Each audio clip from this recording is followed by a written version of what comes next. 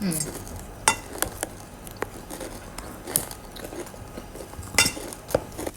အားလုံးပဲမင်္ဂလာပါဒီနေ့ကတော့ဘရာကျော်ပူပူလေးကြော်စားတယ်ပေါ့နော်ဘရာကျော်ကြော်မယ်ဆိုရင်တော့ပဲကိုညတယ်မှာရေစိမ်းထားပါတယ်ဒါပဲစံချင်းခွက်နဲ့တစ်ခွက်ခွဲပါရေစိမ်းထားပြီးမနေ့ကျလို့ဆိုရင်တော့ပဲကိုရေစိမ်းအောင်ဆေးစစ်ပြီးတော့ထောင်းပါမယ်ထောင်းတဲ့အခါမှာအရင်ကြီးမှုတ်နေအောင်မထောင်းပါဘူးနည်းနည်း၄စိတ်ကွယ်၅စိတ်ကွယ်လောက်ပဲထောင်းပါတယ်ပဲကိုအခုလိုညှိအောင်ထောင်းပြီးသွားရင်တော့သူ့ရဲ့ပါဝင်ပစ္စည်းတွေထည့်ပြီးနေပါမယ်ဒါကတော့ curry leaf နဲ့ shower ရွက်ပါဒါချင်းပါချင်းကိုထောင်းပြီးတော့အရေးညစ်ပြီးထည့်ပါမယ်ဒီမှာချင်းပတ်လေးတွေကြိုက်တယ်ဆိုရင်လည်းနည်းနည်းထည့်လို့ရပါတယ်နော်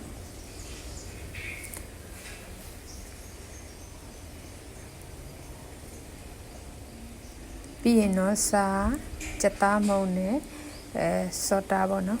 baking soda နည်းနည်းထည့်ပါတယ်ဒါကတော့မဆလာပါပြီးရင်တော့ဒါကပဲအကျက်မှုံပေါ့နော်ပဲအကျက်မှုံထည့်တယ်ပြီးရင်ဒါက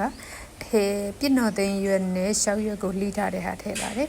ပြီးရင်စီအဓိကပါဝင်ပစ္စည်းစီကိုထည့်ရပါတယ်စီမထည့်လို့ဆိုရင်လုံးဝဘရာကျော်မကောင်းပါဘူးနော်စီကိုအရင်ထည့်နေရပါတယ်ပြီးသွားရင်တော့သူ့ကိုအရသာနှက်ဆောင်နေပြီးသွားရင်သူ့ကို15မိနစ်လောက်နှက်ထားမယ်ပေါ့နော်15မိနစ်လောက်နှက်ထားပါမယ်ဟုတ်ကဲ့15မိနစ်လောက်နှက်ထားပြီးသွားရင်ဆိုရင်တော့သူ့ကိုကြော်စားလို့ရပါပြီဒီမှာကိုကြိုက်တဲ့ဘရာကျော်ပုံစံမျိုးလုပ်ပြီးတော့ကြော်စားပါအရင်ပြပြတော်တော်လေးလုပ်ချင်လဲကြော်စားလို့ရတယ်အခုလိုလုံးလုံးလေးနဲ့ကြော်စားလဲရတယ်ခက်သေးသေးလေးတွေလုပ်ပြီးကြော်စားရင်လည်းရပါတယ်ကိုကြိုက်တဲ့ပုံစံလုပ်ပြီးကြော်စားပါနော်